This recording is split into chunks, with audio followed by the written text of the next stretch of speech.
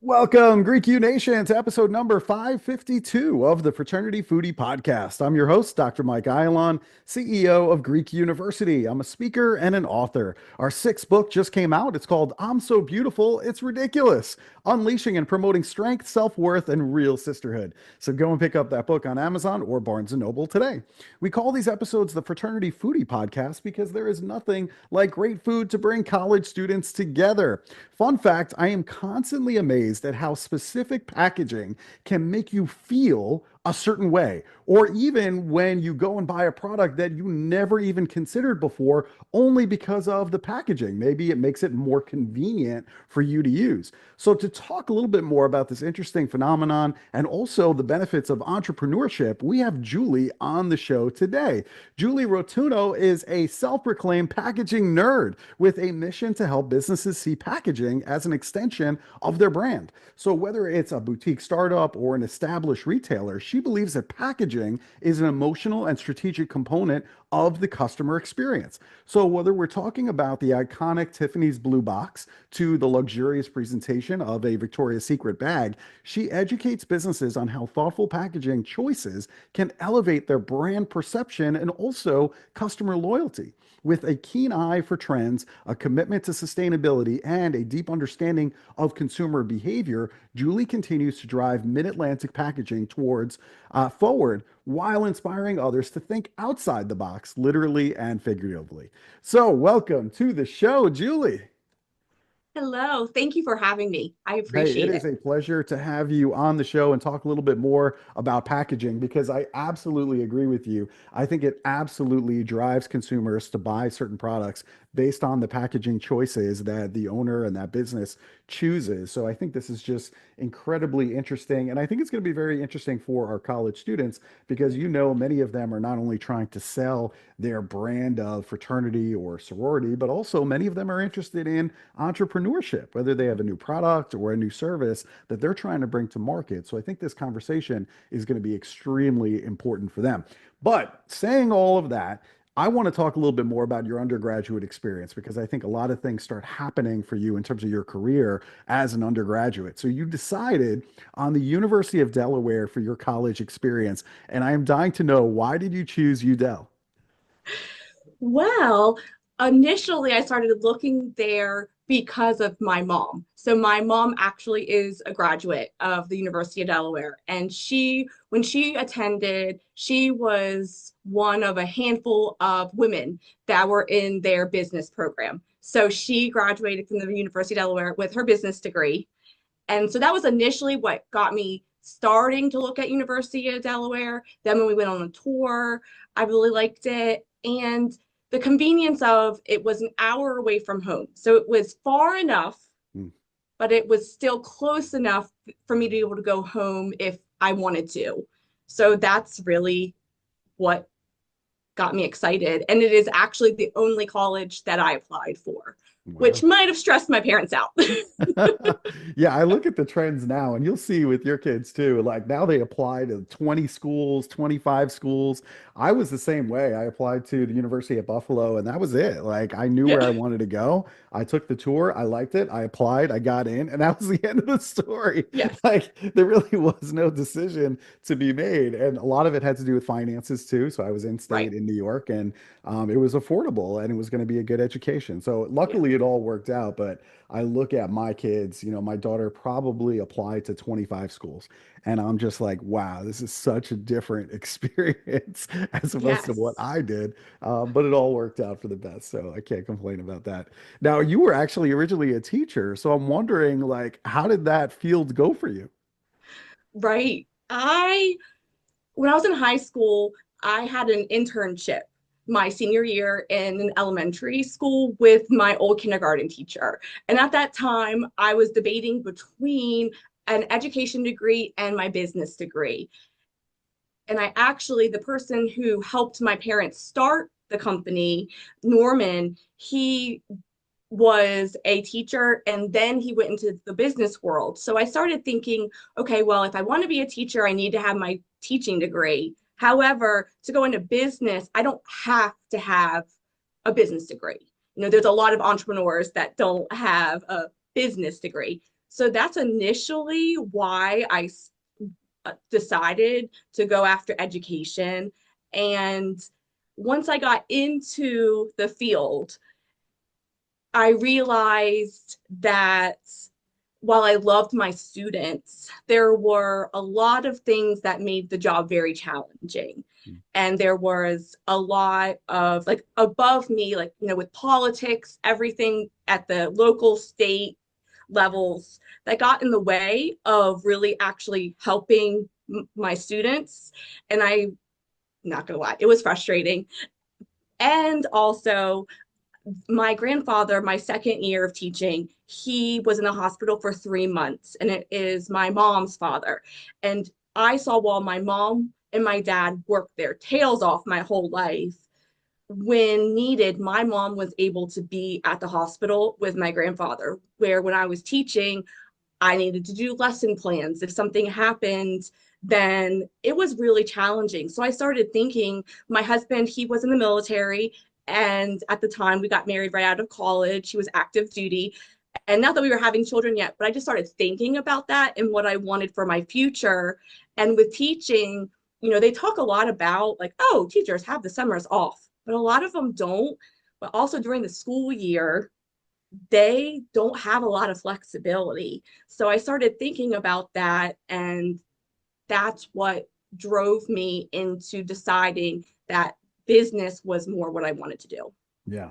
There's certainly a lot of flexibility that comes with being an entrepreneur, and I love that part of it.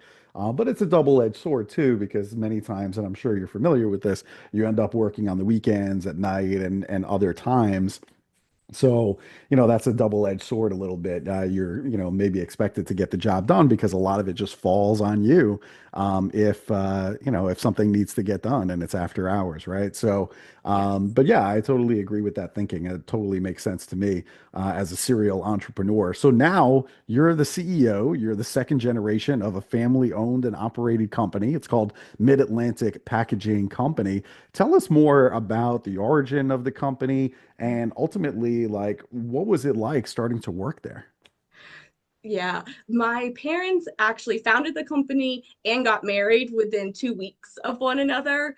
And at the beginning, my parents were trying to figure out, they knew they wanted to be able to make their own decisions, live the life that they wanted. So they knew they wanted to be business owners, and they were trying to determine what that looked like. My dad had a phone call with someone who ended up being a mentor and a longtime friend to my parents, the same person who actually was the teacher and then was in business, which was Norman. And Norman Stern, he told my dad that that was the most important phone call of his life, and he shared that at that time in the 80s, there was not any packaging companies serving the small to medium sized independently owned retailers. Everyone was going after the big guys.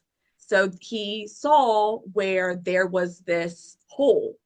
And that is literally how my parents founded the company. It was first Delaware Packaging Company, and then 2 years into it, my uncle, Don, my dad's brother, he was transitioning out of active duty Navy to being in the reserves. So he became the third owner. While I grew up, obviously lots of dinner conversations, all of that family dinner at the family dinner table about the company. However, my parents never pushed my sister and I about doing the family business. They wanted us to pursue our own paths, which is, I really appreciate a lot. Gave me my own way of, like, even with getting my education degree, I use that degree every day of my life as an entrepreneur, as a CEO. So it helped define who I am. When I transitioned out of being a teacher, I went and asked, hey, is there a position here at the packaging company? I had worked here in the summers in high school, college, in some capacity or another. And at the time, there were not any openings. So my dad said, well, listen, we don't have any openings right now. However, the building needs to get painted. Every room, bathroom in this building needs a fresh coat of paint. So if you're looking for a job, you can paint the office. And that's what I did. I Mm. took advantage of that opportunity, painted the whole office. And then a month or so later, there was a position opening in customer service and purchasing. And that's when I say I got my official start here at Mid Atlantic Packaging. Wow, what a story. That is just incredible. Good on you for just willing to take whatever was available to get your foot in the door and start working your way up. I think that's very admirable for sure. And, kudos to your parents for seeing that, opening, that spot that needed to be filled. And I think that's what really good entrepreneurs do. They see an opportunity that's currently not being served by the market and they go and attack it first. And they're usually rewarded because they're the first ones in there. They take over market share and the rest is history. So, but you really have to have an eye for it, and you have to be a little bit of a risk taker too. That's the other piece, right? And that's exactly, I think, what you are because you helped shaped Mid-Atlantic Packaging Company in terms of its transformation, shifting revenue from 60% plain stock sales to 75% custom packaging. So you're adapting the company to market demands, positioning the company as an industry leader in that custom packaging niche. So, how did you know that it was time to make a shift with the company? And how did you even know what to shift to? That's a really good question.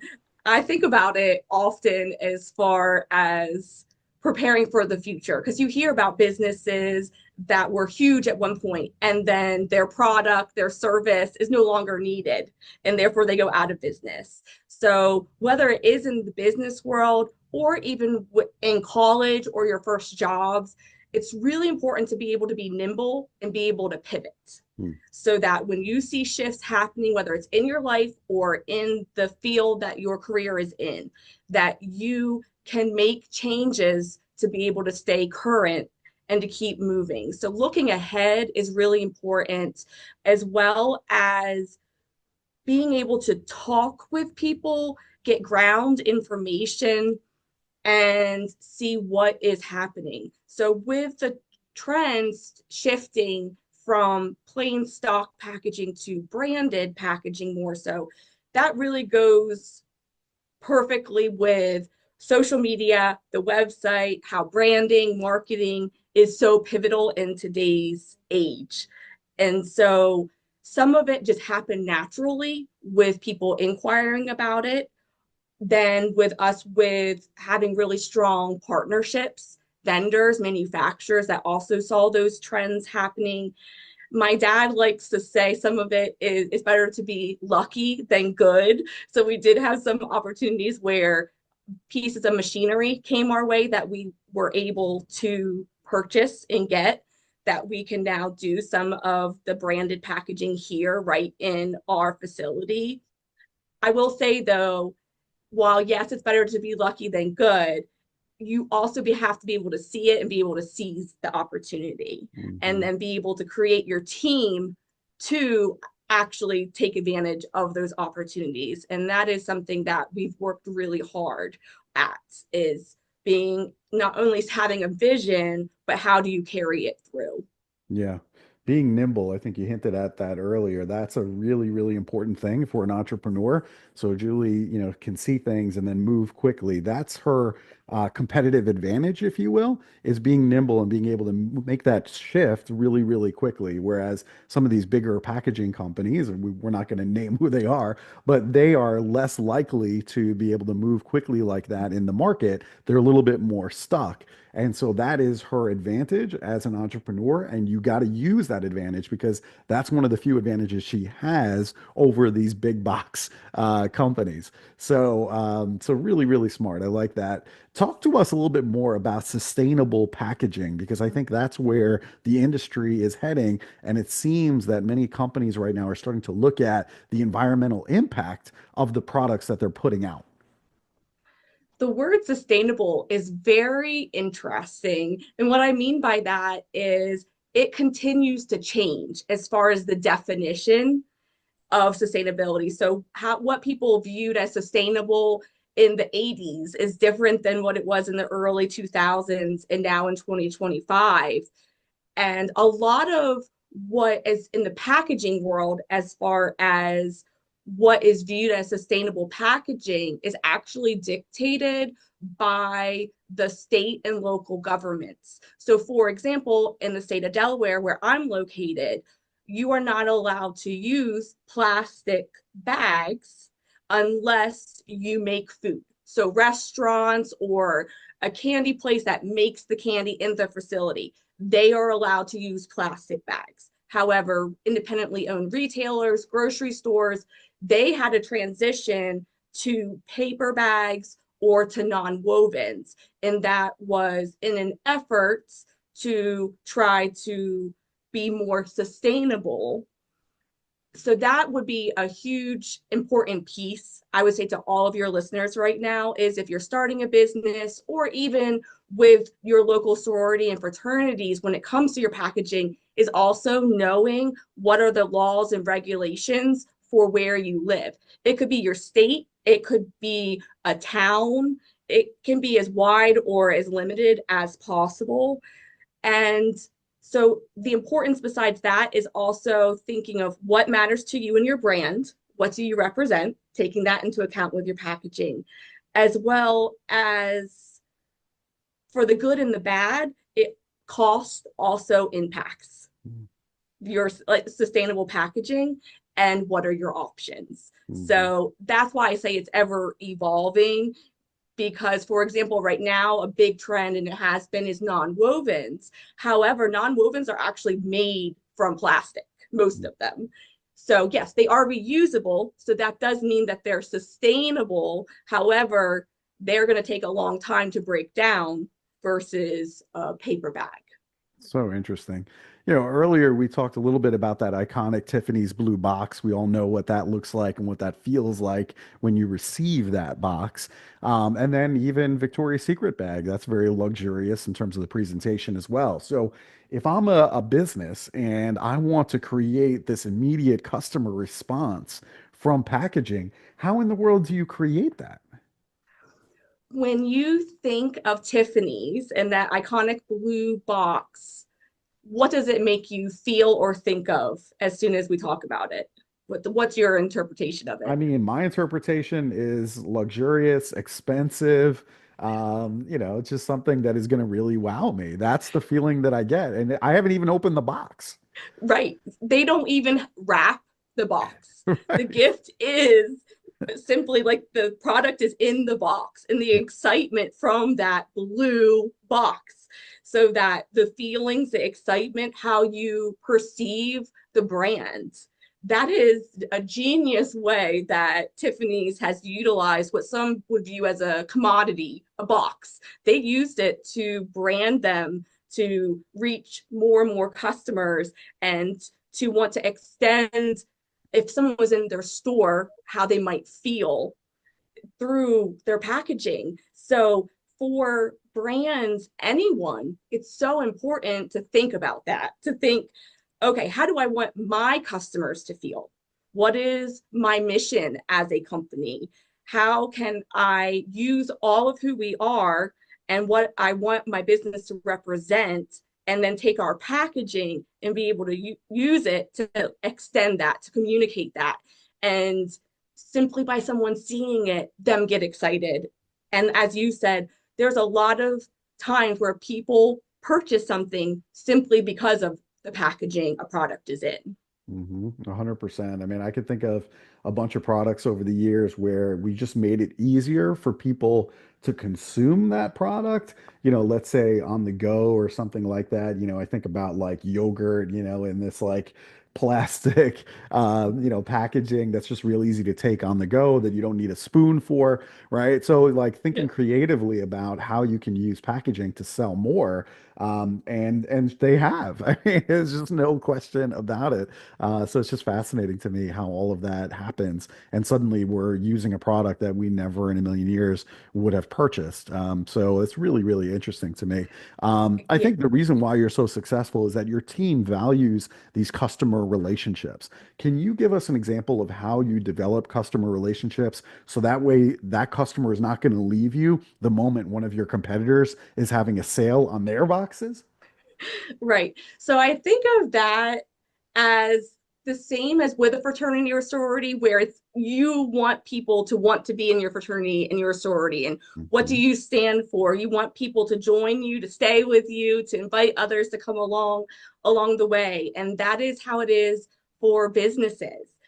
With Mid-Atlantic Packaging, we would not be here. We would not have been in business for 43 years without amazing customers. And customer service, the customer experience is the one controllable that we truly have in our business. It is vital, probably even more in today's age than 20, 30 years ago, because of the internet, because of social media. People can easily see that they have a lot of different options. So it's a lot easier for someone else to find another option. And what we focus on is from the beginning experience, from the first time they interact with us through the entire process, that we take things that we're a partner with them. We take care of things for them, make it as easy as possible, that we build a relationship, and that we get the opportunities to allow our customers to give us feedback and listen. Don't be scared to ask for feedback or to take a personal offense by it. Listen and utilize it to make your team and your company better. Mm. And that is vital to, because I can proudly say, if you were to look us up on the website or online and our Google reviews, so many of the reviews talk about our customer service and about specifically our team members. So that just reinforces to me the importance of customer service and that customer experience. Yeah, you got to get feedback to know what you're doing right and what you're doing wrong. And I think that for me as an entrepreneur has over and over again proven to be kind of that secret sauce. And I use it to become a better speaker. I mean, every time I'm out there speaking, I am actually gauging with actual data from the students on their phones in terms of what they think about that presentation. Would they hire me again? Was it engaging? Do they want me to come back? All of the good questions. You got to get that every single time out. And sometimes they point out things that I didn't even realize. And I'm like, oh my God, I never even thought about that. So some of our best suggestions actually come from our customers when they're rating us. And I'm like, that's genius. And it's stuff that I swear to God, I never even thought of. And I'm like, that is brilliant. So don't be afraid to ask customers for feedback because I'm telling you, some of the best ideas will come from your customers. But you got to ask them. If you don't ask them, then you just missed out on a great opportunity. So I Yeah. love And that it could you're be keeping. nerve-wracking Yeah. because to put yourself out there and okay, well, all those what ifs. Yeah. However, like you just said, it's vital for you to improve and grow. And so just jumping all in, putting yourself out there and Yeah. asking.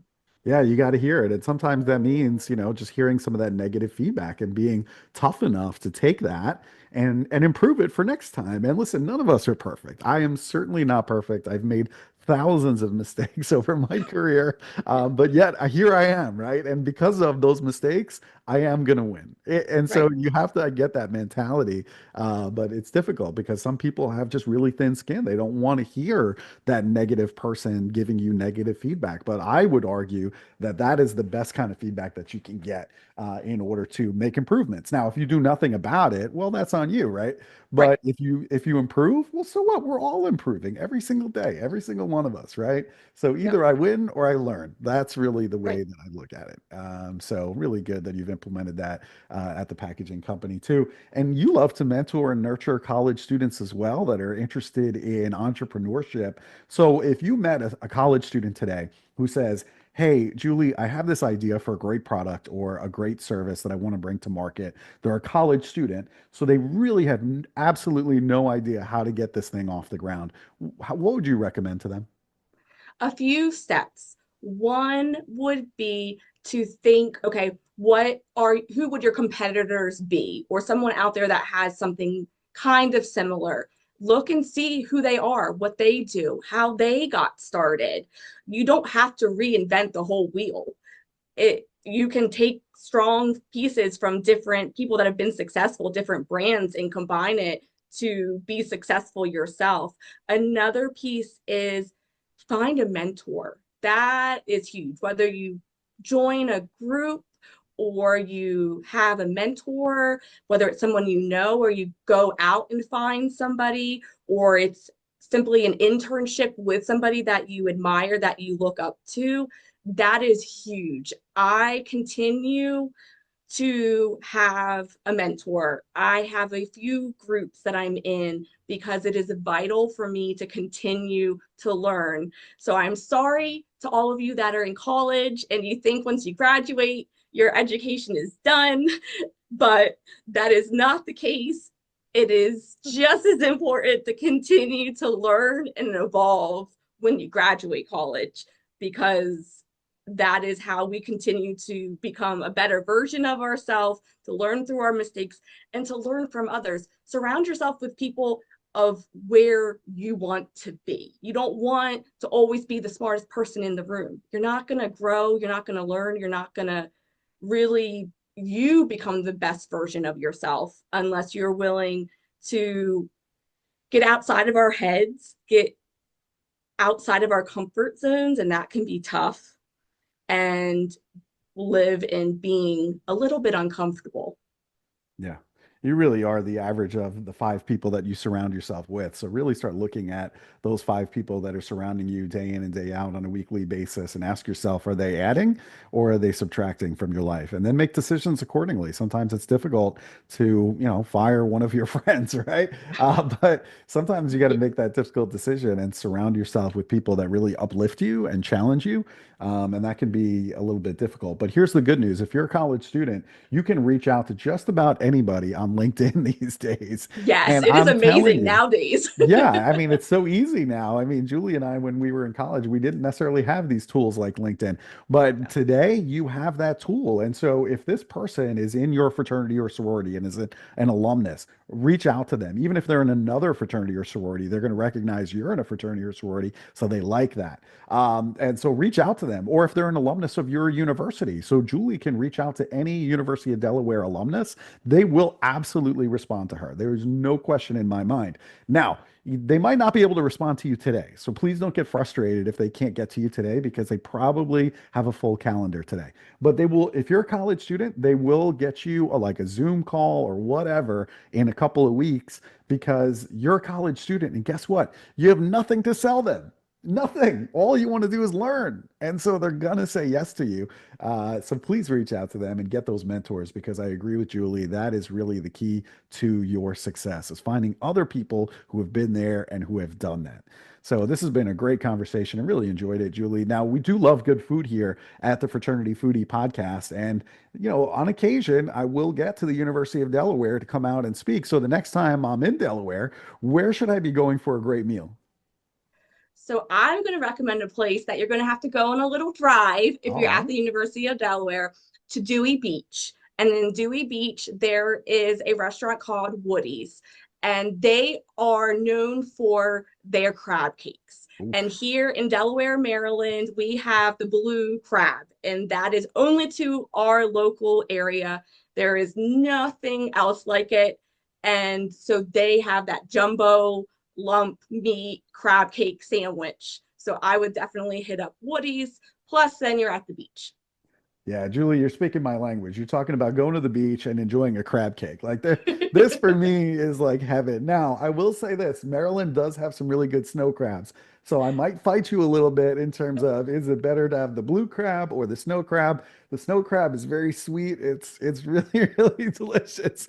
So I don't know. We can have that debate. But either way, I'm happy. If I'm getting a crab cake, whether it's blue crab or snow crab, they're both delicious. So I really can't argue too much. And plus, now I live in Nashville, Tennessee, which is landlocked. So there is no crab to be found that is fresh anyway. You get the fresh stuff. So I Oh, appreciate that recommendation. That is a great recommendation. So thank yes, you of course. for that. If our listeners, if they want to learn more about your company, its Mid-Atlantic Packaging Company, or perhaps work with you on their entrepreneurship journey, where can they go in order to connect with you?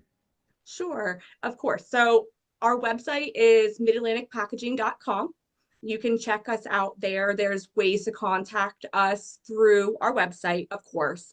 And then, as you mentioned, LinkedIn is a great place to be able to connect with others. So, Julie Rotuno is my name right on LinkedIn and also on Instagram. So, feel free to connect with me on either platform, and I will happily get back to you. And as you said, it might not be the exact same day. Right. However, I will absolutely get back to you. That's a great invitation. It's Julie Rotuno on Instagram or on LinkedIn. Go and find her, go and follow her, and send her a message if you have questions. She might not be able to get back to you same day. It's just we're busy and we're trying to juggle a million different things. It doesn't mean that we don't like you. It doesn't mean that we're not going to ultimately get back to you. We will, but just give a little bit of patience so that way we can work through our schedule and make that happen for you. So, Julie, this has been great. Thank you so much for spending time with us today. I really appreciate it. Thank you for having me. It Of was a course. blast. Well, good. I'm happy that you had fun. And to our listeners, if you had fun talking to Julie Rotuno, I want you to like this and I want you to share it with other college students. It's super important. Thanks so much for spending time with us today. And we'll see you on the next episode of the Fraternity Foodie Podcast. Bye for now.